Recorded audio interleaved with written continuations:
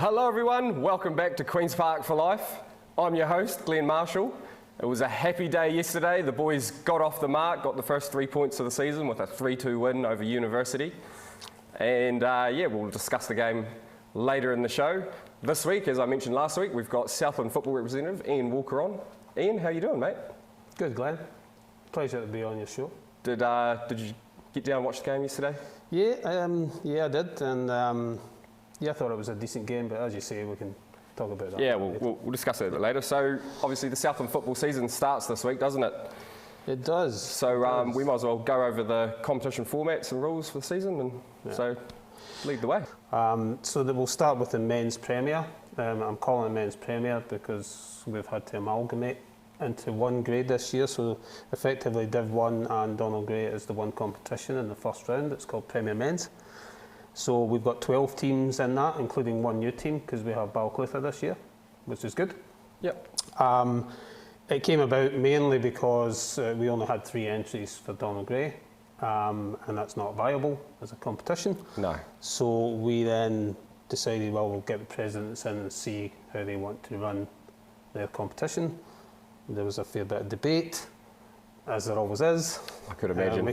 We kicked it round the houses a wee bit to get an outcome, but we've come up with one round with 12 teams, so 11 games.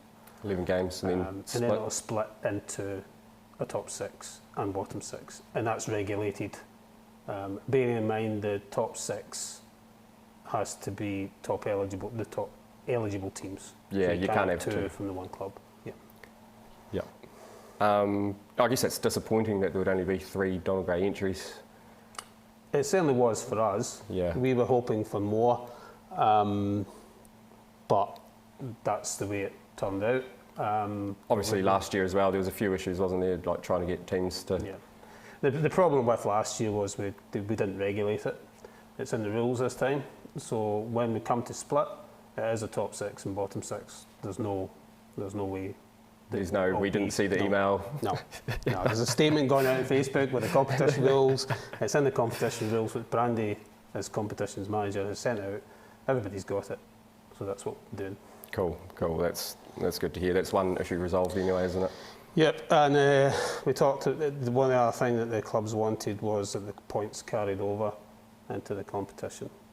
So it'll probably work a bit like the Scottish Premier League's done for years. Yeah. I think that's important because obviously without the points carrying over, a lot of these games are just wasted time. Yeah. But at least with the points counting, that means you've got to turn up every week. Yeah. Which is for the betterment of football in general, isn't it? Keeps the integrity of the competition right and keeps everybody honest. The women's one will be slightly different. We've 8 teams in the Colt Cup this year, which is good. We've got Waihopai back in the competition. Good to see. They may struggle, but all boys were in that position 3 or 4 years ago. As were Queen's Park a decade ago. You've got to start somewhere. Yeah, and that's the thing. So we'll have one round, and then they will split into a top 4, bottom 4, and play 2 full rounds.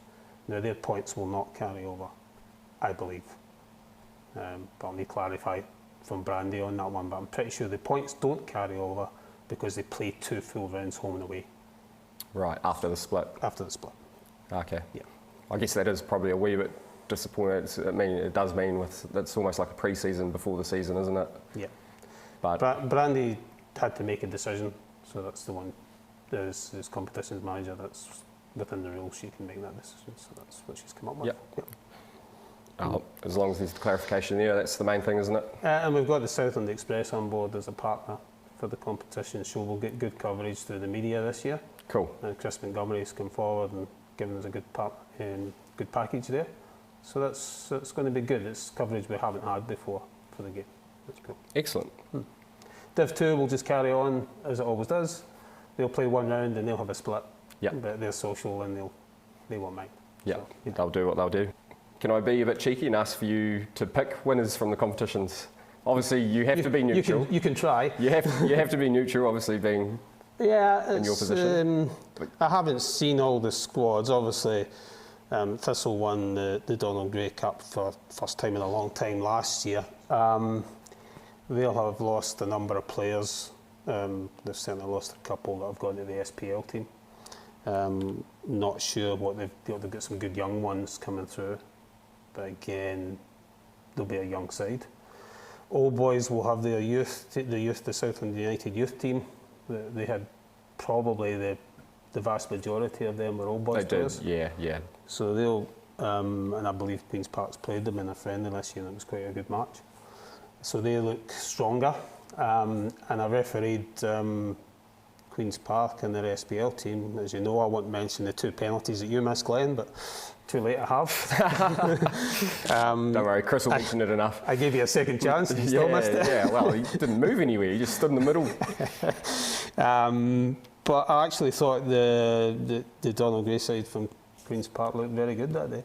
So I certainly think the squad we have has improved on last year considerably. If the squad holds up, because obviously you've got an SPL team to support, I think it will come down between you and Old Boys. That would be my thoughts. Yep. But we'll see. I'm sure Thistle will want to argue that point. Yeah. Oh, and so that's they good. should. And that's good. That's good. It's a competition. That's what we want. Yep. What about the women? Again, interesting.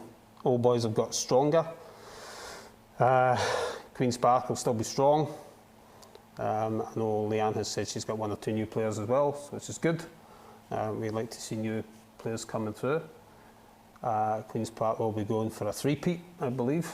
Yeah. No, 4. 4-peat. It will be 4. Or 3 for the, 3 for the the head end. coach, yeah. So 4-peat. And that would be a unique achievement if they can do it. But it'll be an interesting competition. I'm sure Thistle will have something to say. And Gore was strong last year too. So Yeah. I do think the women's competition is shaping up to be a lot closer than previous years. I don't believe Park have played a friendly as such in the competition. No, we didn't enter the. And Old Boys pre-season. turned up with depleted squad at the pre-season tournament. So difficult one. Hard to judge. Difficult to judge that one. But I think it'll be interesting. I guess we'll know more after the first round, before the split. Yeah. We'll see. What are some of the sort of mid to longer term goals of Southland football? Do you have specific ideas that you're building towards? Oh, we know the problems are that the youth is when they get to 13, 14, they sort of drift away from the sport. You'll know that yourselves with your own youth teams. The key part for me is building the engagement at a young age. I may have said this last year, but I'm just going to cover the same ground because I still think it's the way to go. It's getting the kids, our children, to enjoy the game. That's the most important thing. We have to get better quality coaching in the clubs as well, right across the board. We have to encourage the volunteers, and I've got to be careful because they're all volunteers. Yeah, and they're giving up the time, and it's really valuable what they do. But the better qualified they can become as a coach, the better experience it'll be for the children and more involvement in the game.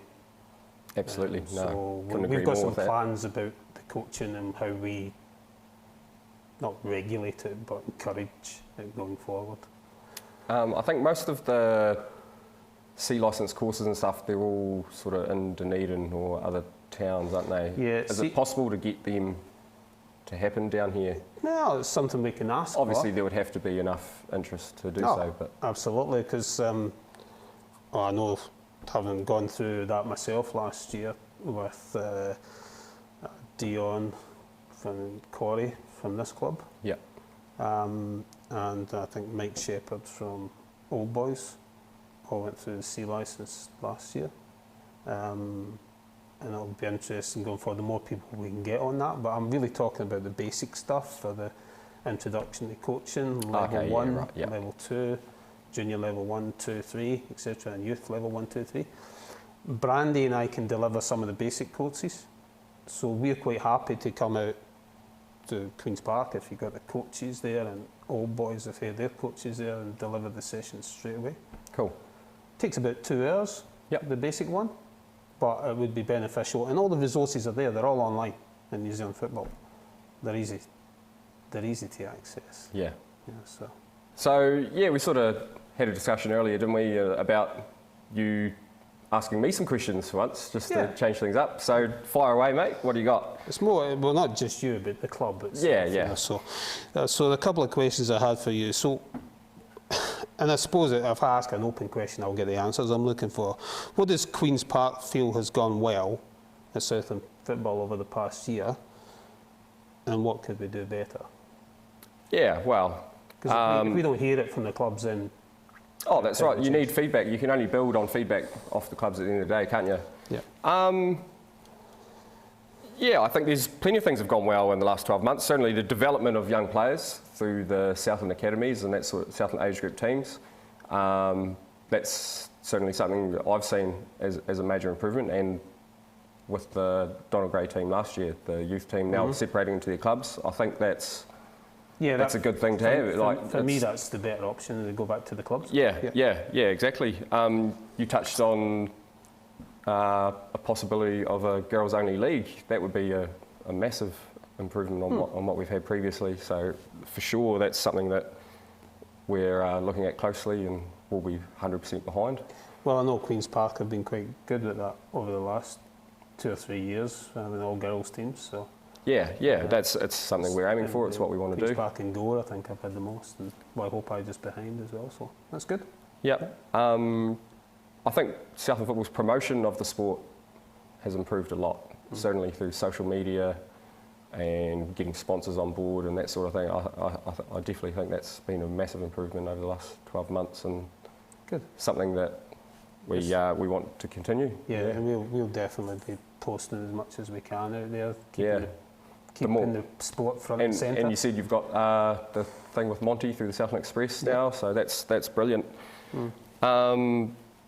Improvement things we think could be improved. I don't know how. I don't think the referees have that much association with Southland Football. They have their own sort of association, don't they? They have their own. They have their own group, but there's no financial budget. Well, there's a budget within our Southland Football budget, but they don't have any financials themselves. So they don't have a bank account as such. Yeah. So they are a group. Yeah. Within Southland Football Group. I think every club would probably like to see maybe some more accountability with the referees. Not talking about punishments and that sort of things. It's just they seem to always back themselves into a corner, and especially now when we can watch games and watch. Everyone makes mistakes, and that's fine. But they don't like to admit their mistakes, I find. And maybe their decision making on referee appointments could be improved. There's a lot of times where you've got inexperienced people, so if I put or older people that probably shouldn't be in the middle. I know there certainly was one. And there was certainly one last week where games they just devolve into rubbish because it's not being controlled properly. So if I flip that back to you, then how do we fix that? Well, I mean, they have to self-reflect, don't they, and say, look, maybe you're not actually up to this. Let's put you in a lower league, not have you in control of Donald Gray games, for instance. I mean, I'm not going to turn down volunteers at the end of the day. No, you can't. That's right. We need more referees. I understand that. We have to support our referees. But I'll take on board what you said, but perhaps as a club, just at your next meeting, have a talk about it, see if you've got some ideas that we can work with. Yeah. Because we're keen to hear it. Yeah. It's your sport. One thing I've found personally as well is it would be nice to have updates on the website as quickly as possible. Yeah. Usually there's two, and it could possibly be because the club's not from putting a results perspective. Yeah, it could be possibly clubs not putting the results in as well. Yeah. I'm not too sure how that works exactly. As the competitions manager would point out, it's the onus is on the clubs to put their results in. Yeah, okay. So maybe that's something that can be emailed around. We can look at as well. Yep. Yeah. And just checking around and maybe get a contact list on the day and just find out, speed it up a little bit. Yeah, happy to. That makes sense. We'd love to get the results in quickly. Yeah. It's better for everyone. You can just look after your game at 6 o'clock and see all the results. Yeah, the referees will do it quite quickly as well when they've got access. Sometimes we have technology problems, but generally they're pretty good at putting the results in. Yeah. And the Southland Football Awards, I feel like over the last few years, they seem to be becoming less and less about actual performance on the field and more focused on community aspects, which I do think should also obviously be appreciated and looked after. But for me, sports awards have always been about performance on the field. Yeah. And that sort of seems to be getting washed away a wee bit. Maybe it's the system as well, you're not necessarily getting the top performers winning the awards. I'm not sure how the system works exactly. It's a vote by clubs, is it? Pretty much. I actually thought the awards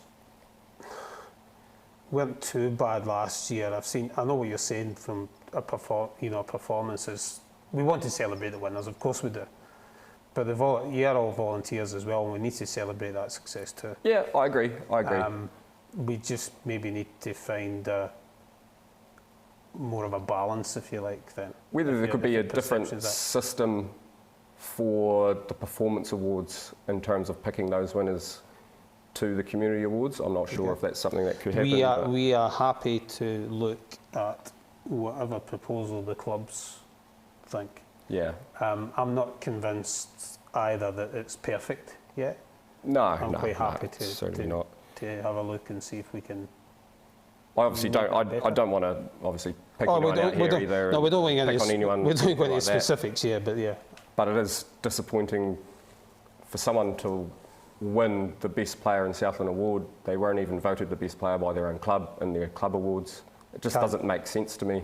Can't comment on that. Nah, probably not. I can. You can. Yeah. I can't comment on who voted for who. I just don't understand how that could be the conclusion. Yeah. And it's disappointing. It's a vote. It's disappointing. It just comes down to it's a vote, and it's a numbers game after it's a vote. Yeah. Yeah. But no, so yeah, I think I've answered that question anyway. You have. Yeah. You have. Anything else? So the other part was what changes, you've probably touched on a few already, like social media, etc. What changes have you noticed? These can be sort of initiatives or assistance to clubs or field changes? Certainly, I feel like there's a more open channel of communication to Southland football from a club perspective. Certainly seems a lot easier to talk to you guys, about issues that we might be having or things that maybe you looked at to change. In the past, it has been difficult to sort of get those ideas across. I think there might be more meetings happening as well in the last 12 months than have previously happened, which can help, more discussion around the game. And not sure if there's been more meetings. Certainly we're trying to get a bit more, and I'd still like it to improve a wee bit. The president's meeting needs to be more structure required around that. There was one where I was on annual leave in February that took 2 3/4 hours, which I'm not sure why it went that length. But however, it was the first one, and we're getting back together again. But those meetings, an hour should finish it.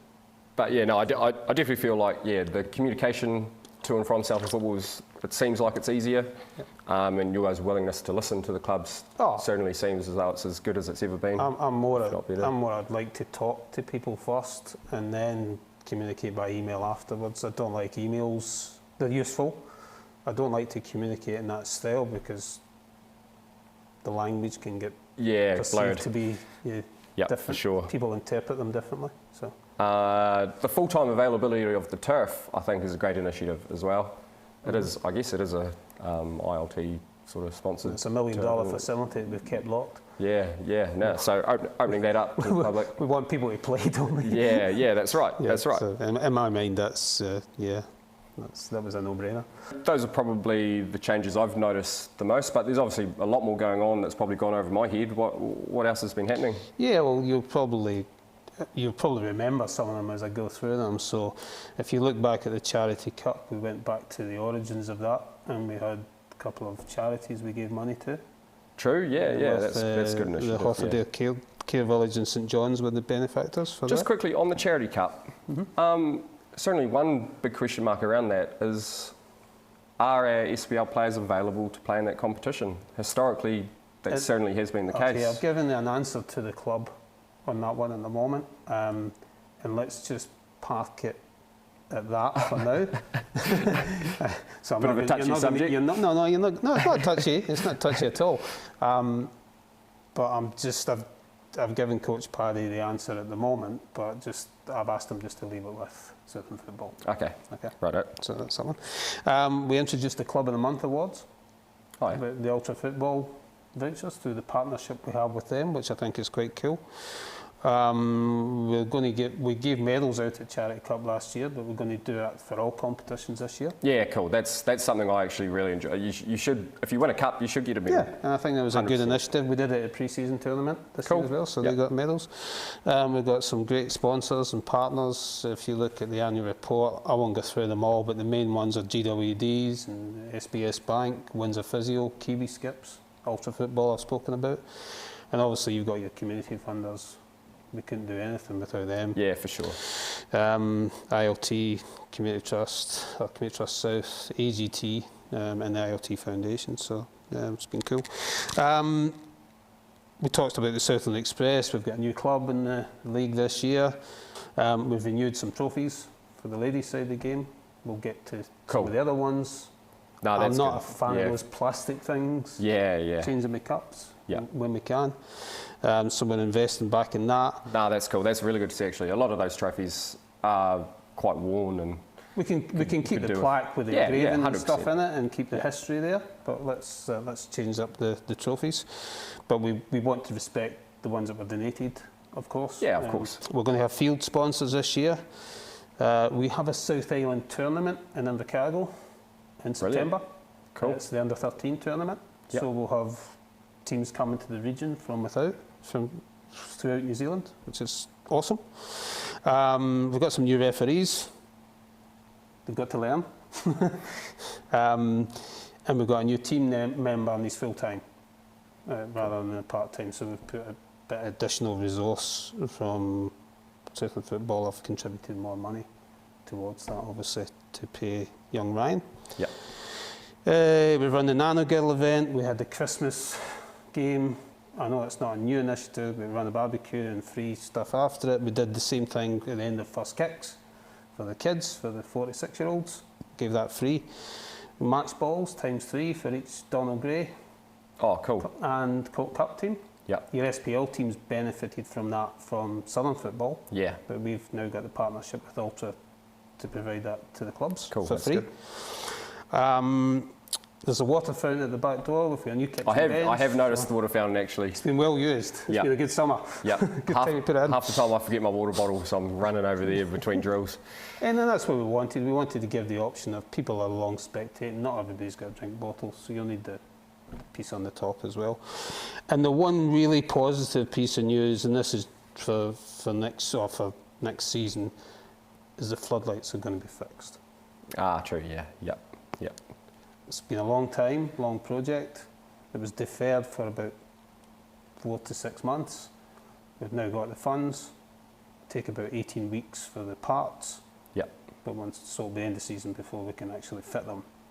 But it will get done. Right, I think we'll move on to the challenge segment of the show. Yep. First up, we've got the 5-question quiz. So it's 10 points for each question you get correct. Cool. 5 questions, 50 points. You get 10 seconds to answer, which I try and count in my head.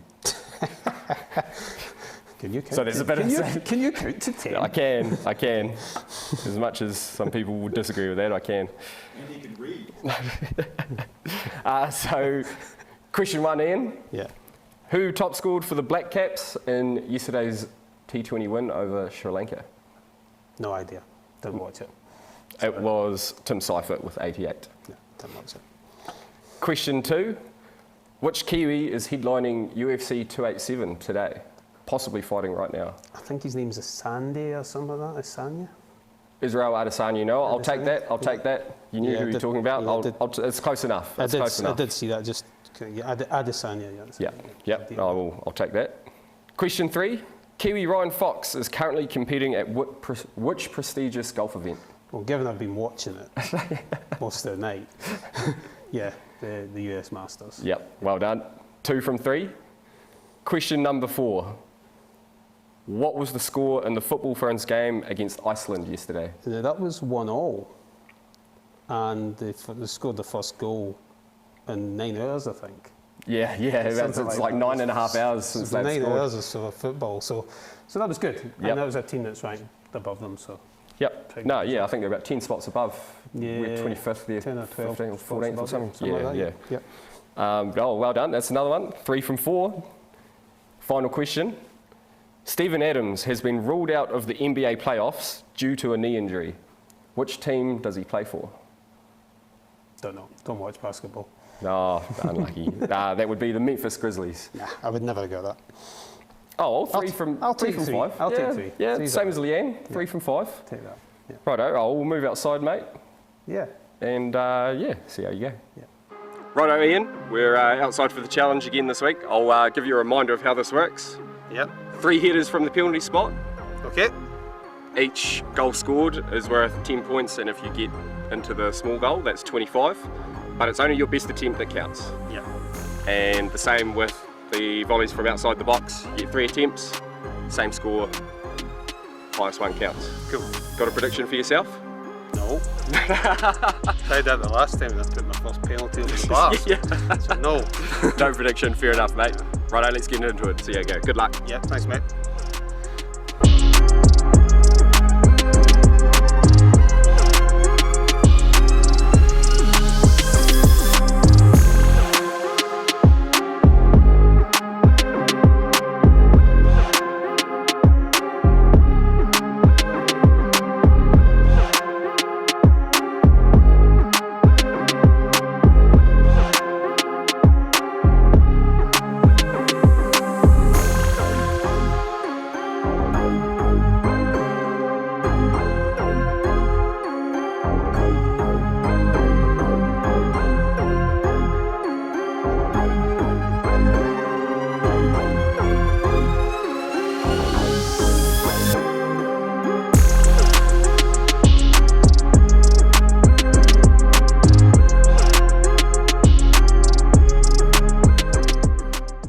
Oh, that was a nice wee header there, mate, for the 25 points. Yeah, I've got to say it hurt a wee bit as well. That ball machine's quite cool, but yeah, it does fire out. It does fire them out, yeah. It can be quite rapid. And robbed a wee bit off the post for the 25er. Yeah, just swerved on me a wee bit, but okay. Let's not talk about the last shot. Yeah. But 10 points. Safety shot first. Safety Guarantee the 10, fair enough. That was the strategy. Get one in and then have a go. Yeah. Well, 35 and 30, if my math serves me correct, that would be 65 points. Top of the leaderboard, mate, after week 2. Yeah. Oh well. Well done. Give somebody a target to go at. Yeah, exactly. Hopefully somebody beats it. That'll be handy enough too, I would imagine. Yeah. It'll be tough to beat. First of all, just want to say thank you to for the hospitality for our boys and providing them with a good feed, any free food.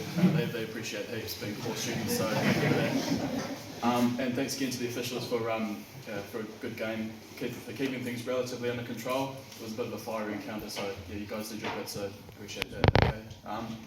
Yeah, I think speaking of which, obviously that's the thing I love about football is that we can sort of beat each other's throats for 90 minutes and then we can put all that aside after the game and come and shake hands and have a beer afterwards and appreciate a good game, which it really was. I think from a neutral perspective, it was a really good game. So, but I think from our perspective, like obviously we're pretty disappointed because we felt as though we were in control for quite a lot of the game, if not most of the game.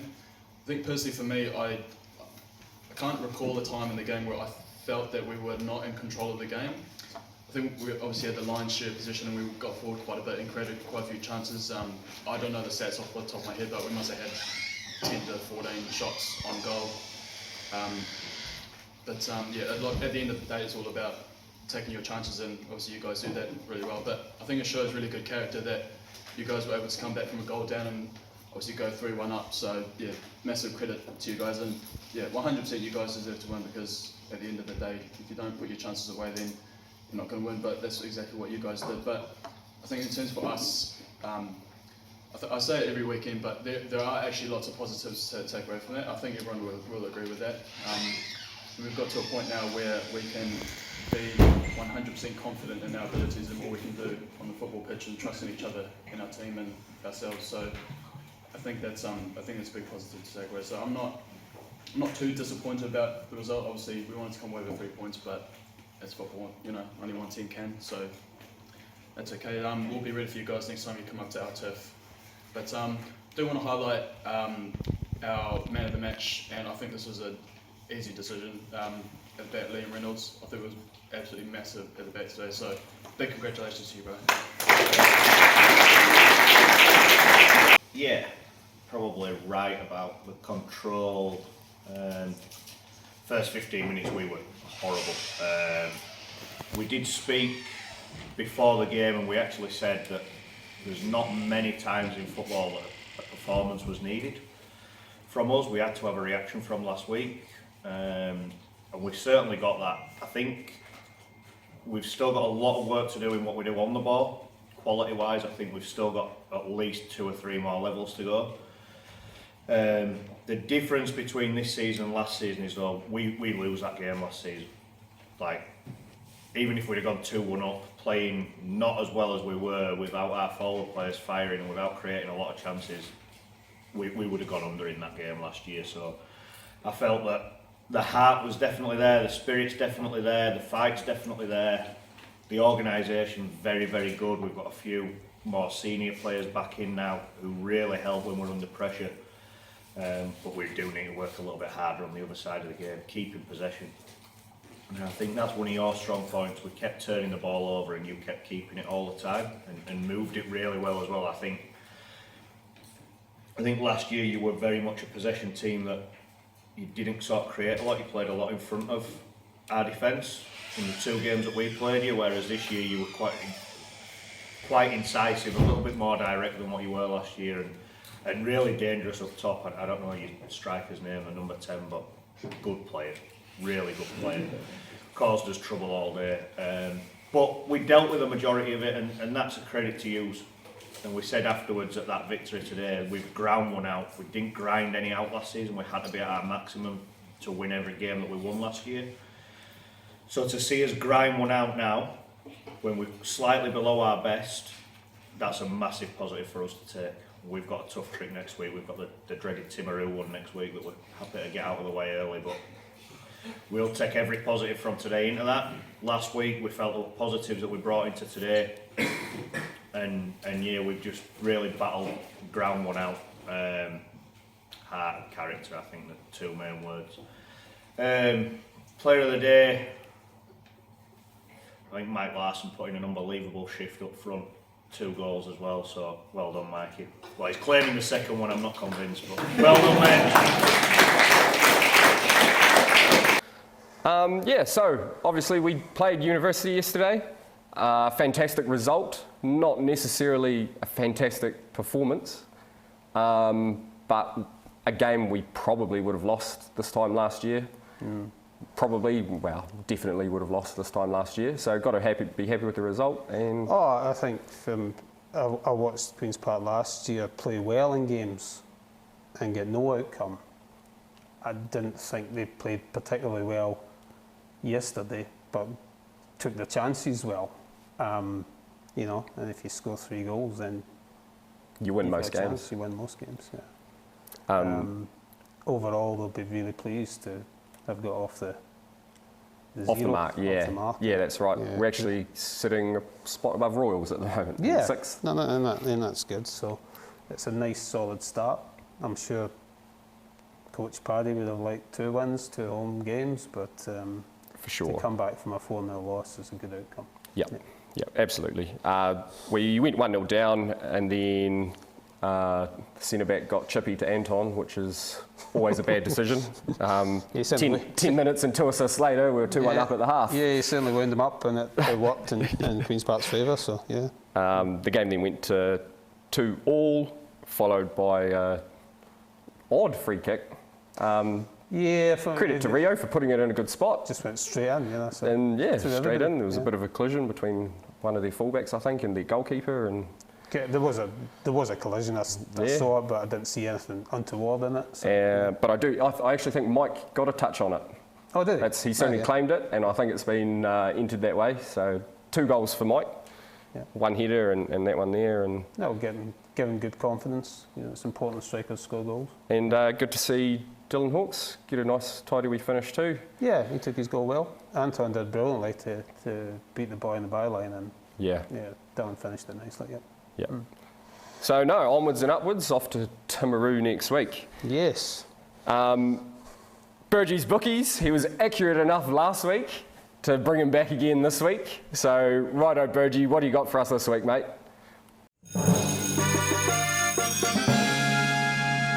Welcome to the second edition of Burgie's Bookies. We have 2 matches for you this week. The first match being between Timaru Hearts and Queen's Park, played in Timaru. The form line, last year it was 1 each between Queen's Park and Timaru, they're 1 each. The form this year is Park coming off a good 3-2 win over University, and Timaru got beaten 3-1 last week by Roslyn. So Park have had a win and a loss for the season, and Timaru have had 2 losses. The odds are set at this: Timaru Hearts $2.30, Queen's Park $2.50, draw $3. Now the second match I have this week for you is the Donald Gray qualifier between Queen's Park and Wahopai. The odds head to head: Queen's Park $1.05, Wahopai $9. Please gamble responsibly.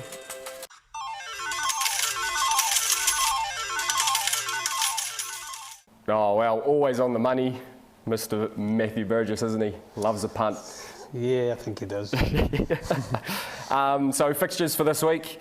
As I mentioned earlier, the SPL team are away to Timaru to play Northern Hearts. Donald Gray have their first game of the season at home to Waihopai. That is at 1 o'clock. The women's team are away to Winton, also at 1 o'clock out at Moores Reserve. Yeah. And both Div 2 teams are away to Wyndham and Southend respectively. So yeah, big weekend of football. First one for the season. Yeah. Thanks for coming in, Ian. Appreciate it. Thank you, Glenn. Yeah, it's always good to be able to have these sort of discussions with people that are making the decisions in the sport. So It's good to get the feedback from the clubs as well, from their perspective. Cool. If we can't get that honestly and constructively, then we can't make the changes you need to. So yeah. no, brilliant. Righto team, that's us for another week. See you next time. Queen's Park for life.